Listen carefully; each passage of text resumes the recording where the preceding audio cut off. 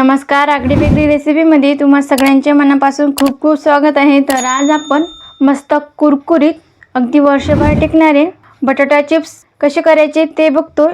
1 किलोचं परफेक्ट असं प्रमाण आहे। तर बघा इथे हे माझ्याकडे कच्चे बटाटा चिप्स आहे आणि हे तळलेले आहे। तुम्ही बघू शकता। बघा हा कच्चा चिप्स आहे आणि हा तळलेला, या दोन्हीमधील तुम्ही फरक बघू शकता। तुमचे हे चिप्स असेच पांढरे शुभ्र यावे, अजिबात कुठेच काळे पडू नये किंवा तळताना लाल सुद्धा होऊ नये, त्यासाठी तुम्हाला व्हिडिओ संपूर्ण बघायचा आहे।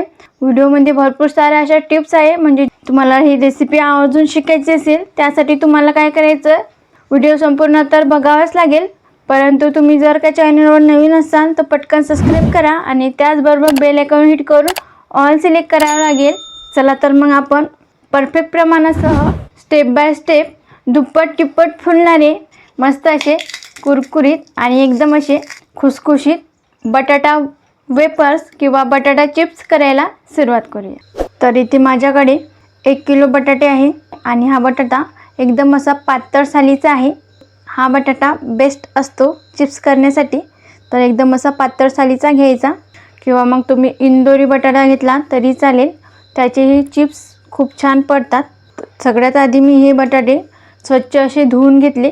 आता बघा तुम्हाला मी याची साल काढून दाखवते। एकदम पातळ साल आहे, सहज अशी निघते। बघा इथे मी सुरी घेतली, त्या सुरीने अशी बघा किती पातळ साल आहे, सहज अशी निघते। आपल्याला बटाट्याची साल काढून घ्यायची आणि लगेच बटाटा हा पाण्यामध्ये बुडवायला ठेवायचा आहे, हवेच्या संपर्कात यायला नको। याच पद्धतीने सगळ्या बटाट्याची साल काढून घेते आणि पाण्यात टाकून ठेवते। बघा इथे सगळ्या बटाट्यावरची साल काढून झाली आहे आणि मी पाण्यामध्ये ठेवून दिली आहे, जेणेकरून हे हवेच्या संपर्कात येतील नाही। आता आपण हे साईडला ठेवूया। बघा इथे मी एका मोठ्या परातमध्ये पाणी घातलं। आता आपल्याला या पाण्यामध्ये चिप्स पाडून घ्यायचे आहे। आता बघा इथं माझ्याकडे चिप्स पाडायला सेपरेट असं नाही आहे, म्हणून यामध्येच चिप्स मला पाडावे लागतील। बघा एक अशी किसणी आहे, यावरतीचे चिप्स पाडायचं आहे। तर हा बटाटा आहे, इथं डिझाईनचं स्लायसर आहे आणि इथं बिना डिझाईनचं आहे। तर यामध्ये आपल्याला चिप्स पाडून घ्यायचे।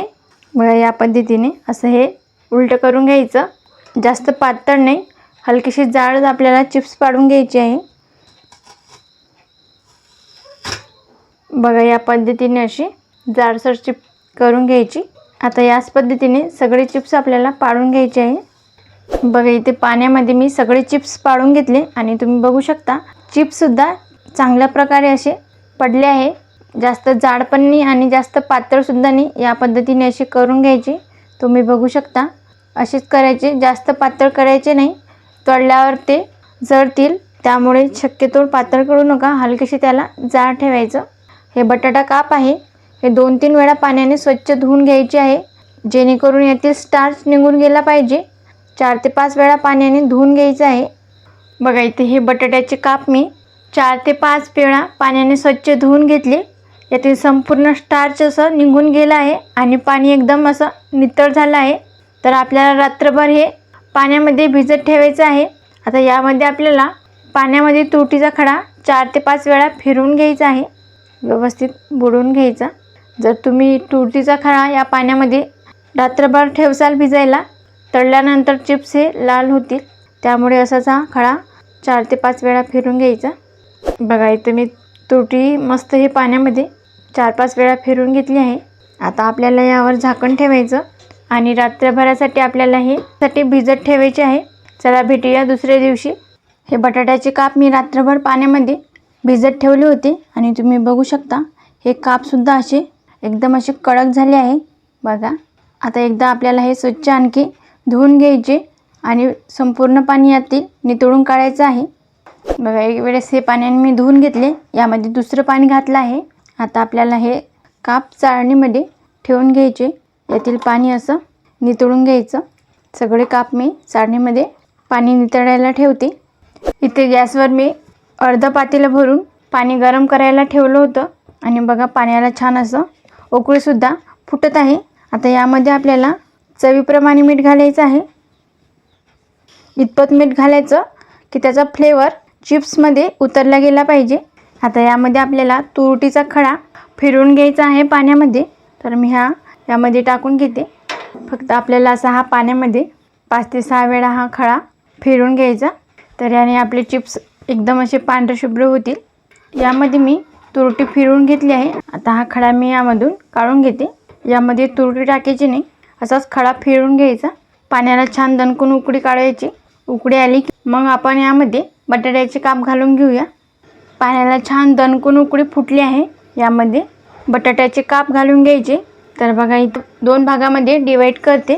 तर इथं माझ्याकडे छोटंसं पातेलं आहे, इथं माझ्याकडे मोठं असं भांडण होतं, म्हणून मी 2 भागामध्ये हे काप शिजवून घेणार आहे. यामध्ये जेवढे मावतील तेवढेच घालून घेते. जास्तीचे जर घातले तर मग हे काप व्यवस्थित असे अर्धवट शिजतील नाही. आता गॅस मंद आचेवर करून आपल्याला 5 ते 7 मिनटं हे काप व्यवस्थित असे शिजवून घ्यायचे आहे. परंतु लक्षात ठेवायचं, अर्धवट शिजवून घ्यायचे आहे, जास्त प्रमाणात शिजवू नका. आता यावर आपल्याला एक झाकण ठेवायचं. 7 ते 8 मिनटं शिजवून घ्यायचे आहे काप. इथे 7 ते 8 मिनटं झाली आहे. झाकण उघडून बघूया आणि एकदा आपण चेक करून बघूया. तर एक बटाट्याचा आपल्याला काप हवं आहे. असं हे काप घ्यायचं, याला थोडंसं कोमट करून घ्यायचं, जेणेकरून हात भाजणार नाही. बघा इथे हे काप घेतलं. आपण याला तोडून बघूया. तर मॅश होत नाही हे काप, सहज असं तुटते. बघा याप्रमाणे असं हे याचे 2 भाग होतात. असं तोडलं की आपले हे बटाट्याचे काप व्यवस्थित असे अर्ध्या प्रमाणात शिजलेले आहे. इथे चाळणी घेतली. या चाळणीमध्ये आपल्याला हे काप लगेच असे काढून घ्यायचे. बघा इथे संपूर्ण काप मी चाळणीमध्ये नितळायला ठेवले आहे. यातील पाणी नितळलं की एका सुती कापडावर लगेच हे पसरवून देऊया. तर याचप्रमाणे दुसरी बॅचसुद्धा अर्धवट शिजवून घ्यायची आहे. बघा इथे मी बटाट्याचे काप व्यवस्थित असे एका सुती कापडावर सुकवायला ठेवले आहे. सुती कापड घ्यायचं आणि त्यावर हे सगळे काप असे अंथरून द्यायचे आहे. आता आपल्याला याला उन्हामध्ये 1 दिवस तरी संपूर्ण असे सुकवून घ्यायचे आहे. तुमच्याकडे जर ऊन येत नसेल, फॅनच्या हवेखाली 2 ते 3 दिवस चांगल्या प्रकारे सुकवून घेऊ शकता. परंतु एक गोष्ट लक्षात ठेवायची, जिथे कुठे ऊन असेल तिथे तुम्हाला 2-3 तास तरी हे सुकल्यावर थोडंसं त्याला ऊन द्यायचं, म्हणजे त्याला अजिबात जाळी वगैरे लागत नाही. आता मी 1 दिवस हे कडकडीत उन्हामध्ये सुकवून घेते. संपूर्ण 1 दिवस बटाटा चिप्स छानपैकी वाळवून घेतले आहे. तुम्ही बघू शकता मस्त अशी सुकले आहे आणि एकदम असे पातळ देखील झाले आहे. बघा 1 दिवस संपूर्णपणे उन्हामध्ये वाळवून घ्यायचे. छान 1 दिवस लागतो सुकायला. तुम्ही जर घरामध्ये सुकायला ठेवसाल तर 2-3 दिवस छान याला फॅनच्या हवेखाली सुकून घ्यायचं. तरीसुद्धा याला 1-2 तास ऊन दाखवणं आवश्यक आहे, जेणेकरून हे खराब होत नाही, वर्षभर जसे तसे टिकतील. बघा इथं 1 किलोच्या प्रमाणात एक मोठी परात भरून बटाटा चिप्स झाले आहे. चला तर तळूनसुद्धा दाखवते. बघा इथं मी गॅसवर कढईमध्ये तेल गरम करण्यासाठी ठेवलं आहे. आता आपण तेल तापलं का नाही ते एकदा चेक करूया. बघा इथं मी एक चिप्स घालून बघते.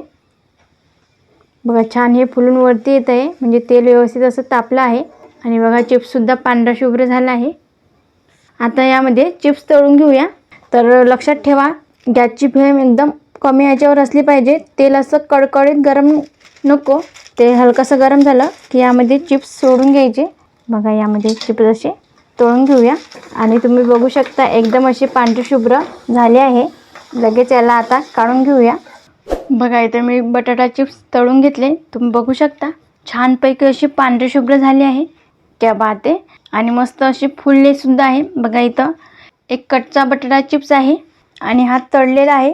तुम्ही बघू शकता मस्त असा दुप्पट तिप्पट फुललेला आहे आणि एकदम असा पांढरा शुभ्र झाला आहे.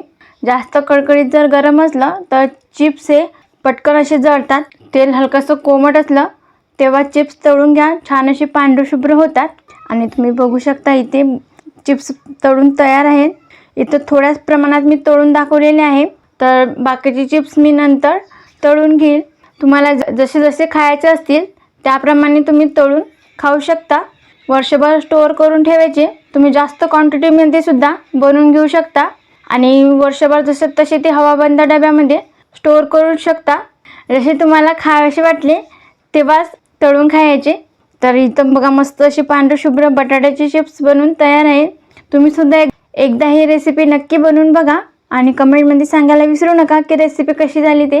तुम्हाला जर आजचा व्हिडिओ आवडला असेल तर लाईक करा, जास्तीत जास्त तुमच्या फ्रेंड फॅमिलीसोबत शेअर करा. तसेच आगळी वेगळी रेसिपीला सबस्क्राईब करायला विसरू नका आणि त्याचबरोबर बेल आयकॉन हिट करून ऑल सिलेक्ट करा, ज्याने का होईल मी छान छान रेसिपी अपलोड करेन त्याचे नोटिफिकेशन तुम्हाला येऊन जाईल. आज वेळात वेळ काढून तुम्ही ही संपूर्ण रेसिपी बघितल्याबद्दल तुम्हा सगळ्यांचे मनापासून खूप खूप धन्यवाद. अशीच छान छान रेसिपी तुम्ही सुद्धा बनवून खात जा. भेटूया नेक्स्ट व्हिडिओमध्ये.